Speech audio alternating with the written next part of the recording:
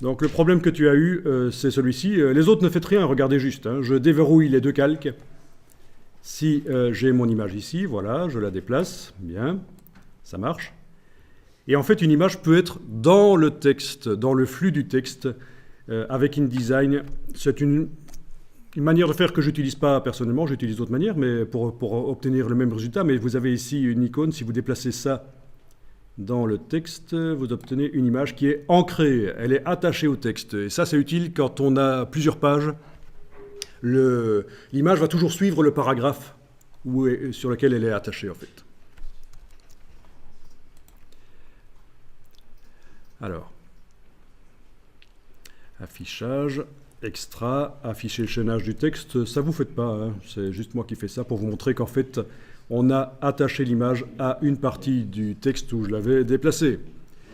Bon, et donc c'est ce que tu avais obtenu par erreur. Dans ce cas-là, j'annule l'ancrage de l'image en la sélectionnant et en faisant objet, objet ancré, annulé. Voilà. Et puis l'image du coup a été transférée sur le calque du texte. Pour la transférer à nouveau sur le calque image, je prends le petit carré ici pendant qu'elle est sélectionnée, je déplace. Et ça ne marche pas, ça va marcher.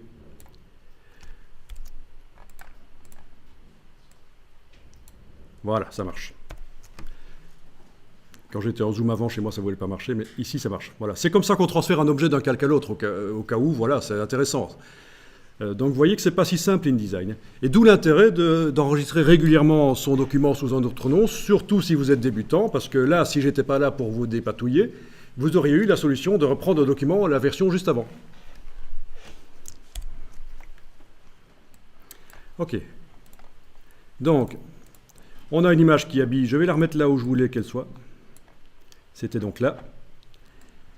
Et on va travailler sur le texte. Donc je verrouille le calque des images, je travaille sur le calque texte sur le bloc texte.